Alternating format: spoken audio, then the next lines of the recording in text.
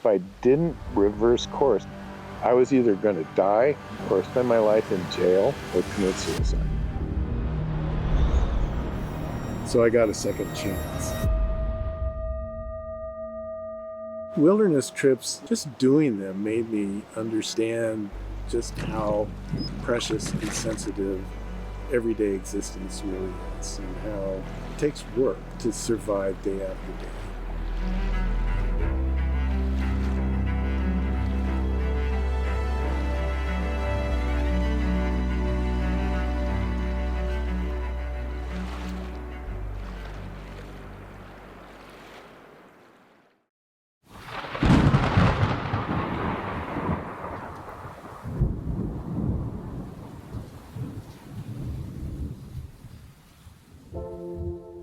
This canyon system labyrinth still remains very wild. The Green River, the labyrinth stretch, it gives me like a different sense of place. You know, like hiking new trails and just seeing the landscape from a point of view that many people don't get to see. And that's a really great privilege. Something that you want to preserve for future generations so that they can experience that thing that connects us to the planet that we live on. To understand how incredible and special and beautiful Labyrinth Canyon is and why it's so important that it be preserved and protected. How few quiet rivers can we enjoy like this?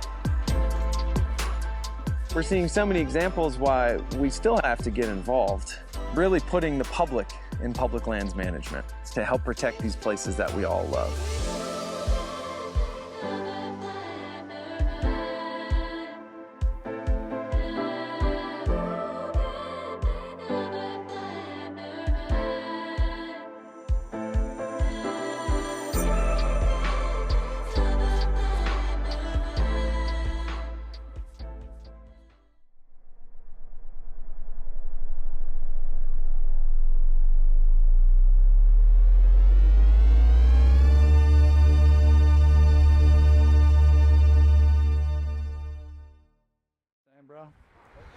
You know what I mean.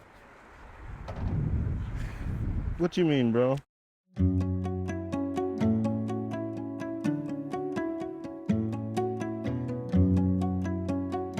This land of towering mountains, a land with seas of sage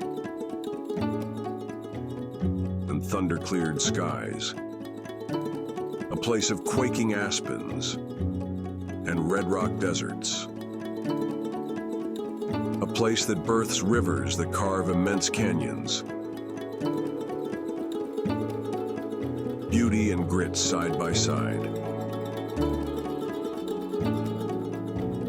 Colorado is widely regarded as a leader and champion of outdoor recreation, a lifestyle that is deeply integrated into the state's culture and economy. As a people, we engage and pursue a life outside. Rivers carry our stories. Trails lead us home. The mountains, mesas, and deserts call us back, again and again. But there's one glaring contradiction that unquestionably mars this image: stream access. Stream access takes on many forms. It's as simple as wading out to cast a line or launching a raft onto the river. Accessing Colorado's waterways is a fundamental component of our culture and identity, but it's also an enduring conflict. Tonight, a lawsuit between a fisherman and a property owner in Fremont County over use of the Arkansas River could actually have wide-ranging implications. Our state attorney general's office has now intervened in that case and asking the court to dismiss. It just violates my sense of what does it mean to be a believer in the rule of law.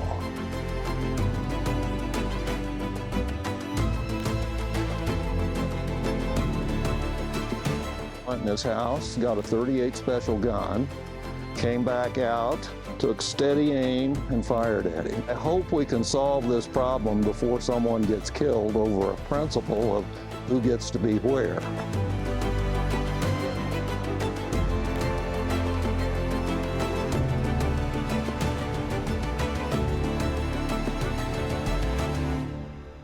We need to have, in Colorado, clarity on what are the rules for where you can be and what rivers.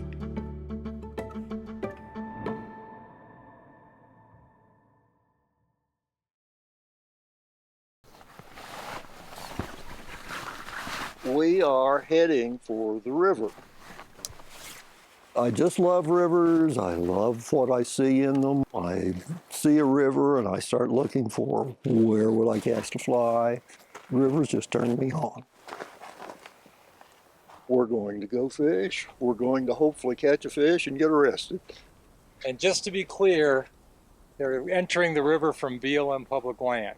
Then they will be on the river, which is also state-owned public land. Look good while it looks like we're trying to. Yes. You're right on it. The only way that we can have a court adjudicate Roger's rights to fish are testing it and getting confronted and getting arrested if necessary to then be able to claim the right to be on the river. Colorado prides itself on being a great state for outdoor recreation.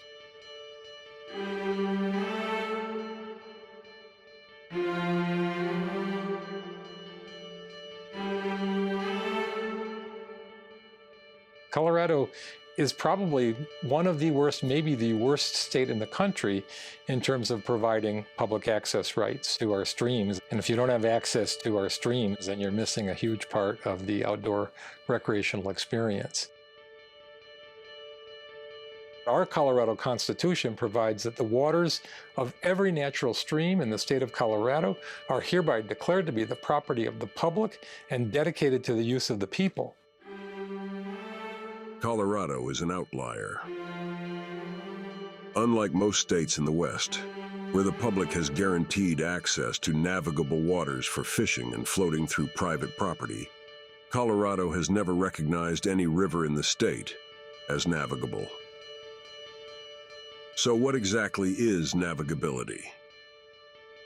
At its core, it boils down to what rights does the public have to access and enjoy Colorado's waterways, an issue every other Western state has addressed. The way I think about stream access in Colorado is really, frankly, a lack of direction. The core issue of the public's access to rivers and streams really all around the country relates to navigability. Colorado has never had a ruling of a court. There's never been an action of the executive branch or the legislative branch of government to define what navigable is. The law on navigable rivers is quite different from the law relating to non-navigable rivers, and that's because it is based largely on the federal Constitution. If rivers were navigable at the time of statehood or susceptible to navigability, then they should be open to commerce, including public activities like fishing, wading, and floating on rivers. If you can show that a river is navigable for tidal, then the public has a right to use that river for recreational purposes, for navigation, for commerce, and the Supreme Court has told us that.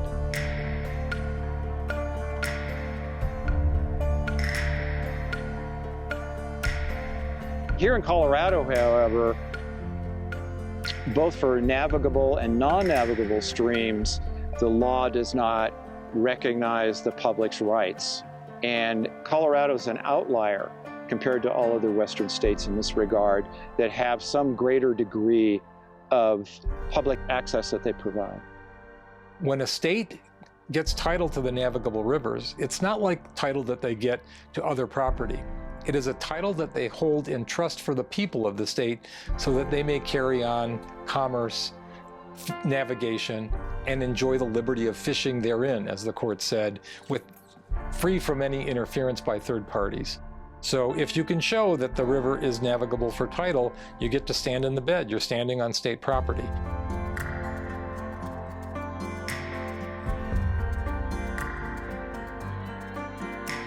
The case that is probably the most important in this area is a case called People versus Emmert.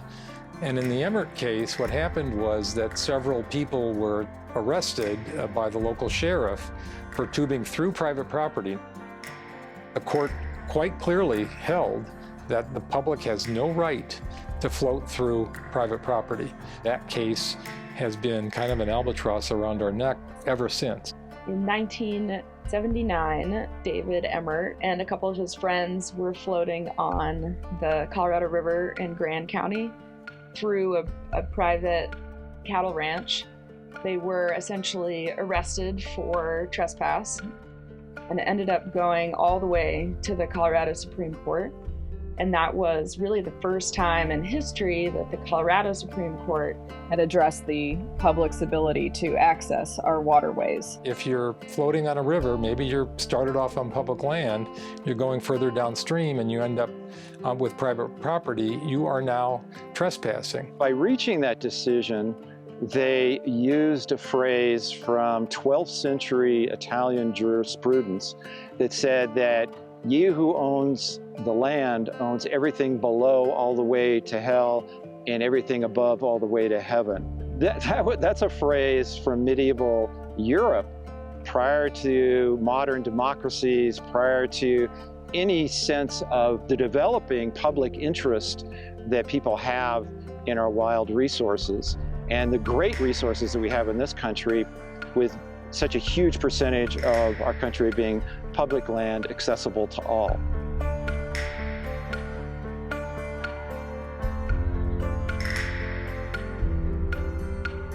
The law was changed in a way to avoid criminal trespass, so even though the Emmert defendants were charged with criminal trespass and convicted of criminal trespass, right now you can still be charged with civil trespass. And if you're charged with civil trespass, you basically are going to be barred from going on that river, because if you go back, you're in contempt of court, and that would be a criminal charge against you. So the Emmert case effectively has made it illegal for people to float through private property.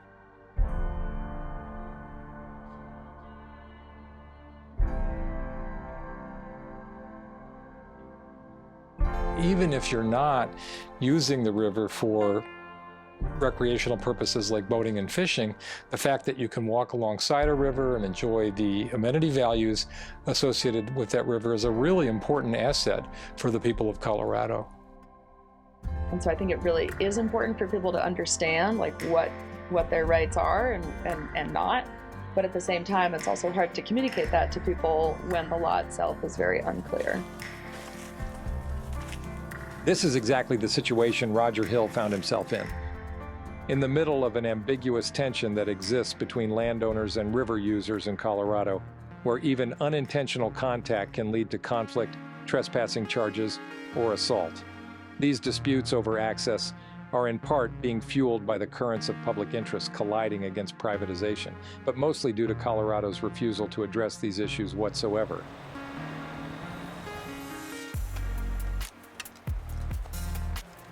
So we're going down this gulch and going up to near the private property line and heading down. We'll be on BLM the whole time. Well, right down here is very good fishing.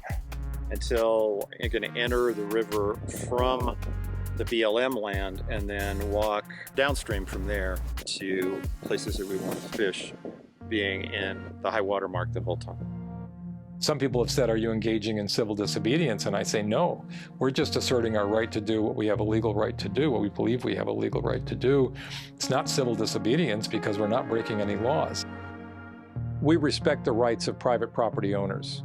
However, when it comes to the recreational use of Colorado's rivers, we believe that the Colorado legislature should clarify the limited right for the recreational use of streams to balance private property interests with public access. You want to fish down here, you'll have to buy your own property.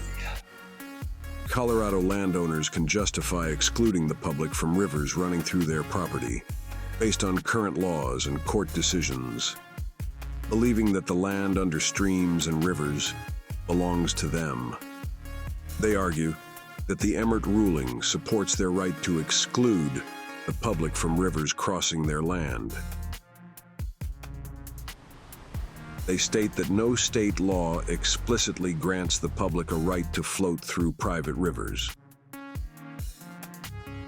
For many landowners, the issue is about protecting their rights and property, while for the public, it's about preserving access to Colorado's common waters. Private landowners definitely have a right to protect their property. I understand that completely, and I fully support that, but I also believe that when waterways go through this private land, I don't want to infringe on those landowners' rights.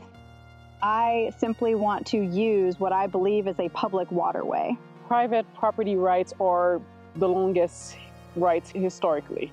So at the end of the day, it's a balance, right? We as a legislator, my job is not to essentially erode people's rights. And sometimes laws may change, but mindsets are harder to change. We're not talking about infringing on water rights or property rights. We just want to clarify what's a very murky set of laws. And in the end, it benefits all of us. I want to emphasize the increase in population in Colorado will clearly drive more incidents. Largely, the opposition to the right to float in Colorado has been people with a lot of money, people with private property, and also people in the water rights community. That bringing clarity around the recreational use of rivers in Colorado is seen as adversarial to the interests of landowners. How does wisdom inform a clash of rights? So here is a right of the property owners to their property, and here is a right of the general public to access the rivers that they want to float down, they want to fish in. These are those difficult conversations that I think that we are tasked by the public to go address. There are a lot of opportunities for bipartisanship when it comes to the outdoors. That's something that I believe that everyone can agree on. Within the state of Colorado, we're very lucky that we have legislators who care deeply about protecting our public spaces, whether you're a Republican or a Democrat. The highest and best use of all of this that we see is providing that sustenance to the soul that comes about from just being outdoors in scenic country. And the rivers are the same thing.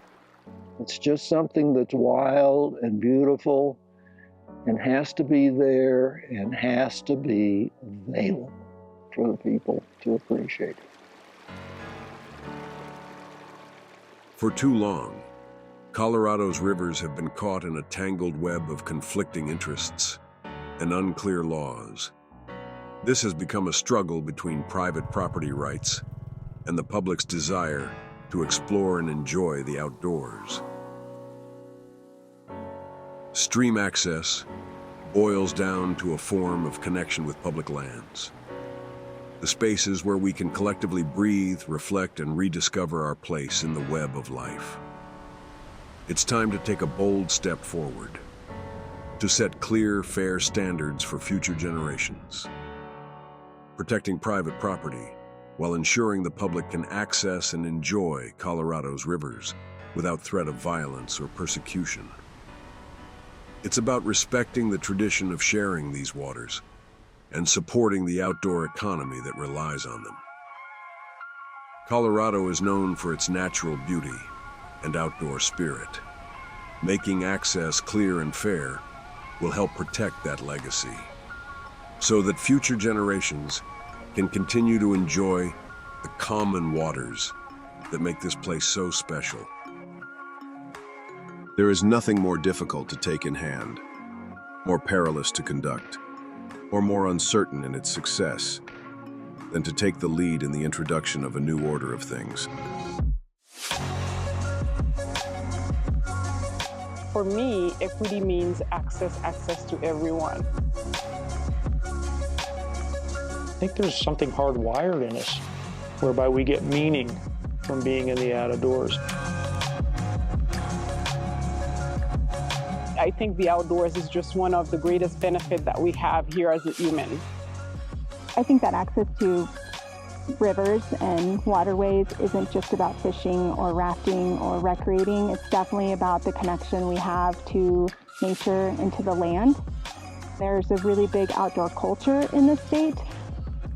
Protecting and giving access to these waterways preserves that way of life. We have a system that says that these waters aren't common, that these waters aren't for people to enjoy. What do we, as people who love our rivers and streams, believe there should be greater access? What do we want to do? The best outcome is for us to, as the public, as people who float, fish, we need to work together to expand these laws. When I think about the public and the public interest, I think about broad, commonly held values, how we protect the common good for all the people. And the stream access issue just fits right into that for me. I expect lawmakers to push through legislation to allow us access to these waterways. The opportunity is right here in front of us to clarify the law. And in so doing, we maintain and enhance our quality of life. I don't care if I never catch another fish in my life, to tell you the truth. I've caught plenty of fish.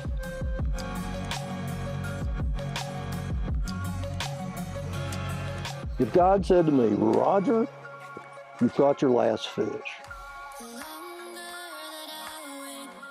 I'd say, okay. If on the other hand, what he said was, you've gone fishing for the last time, then I would immediately commence negotiations with Satan as to the value of my soul measured in additional days on the river.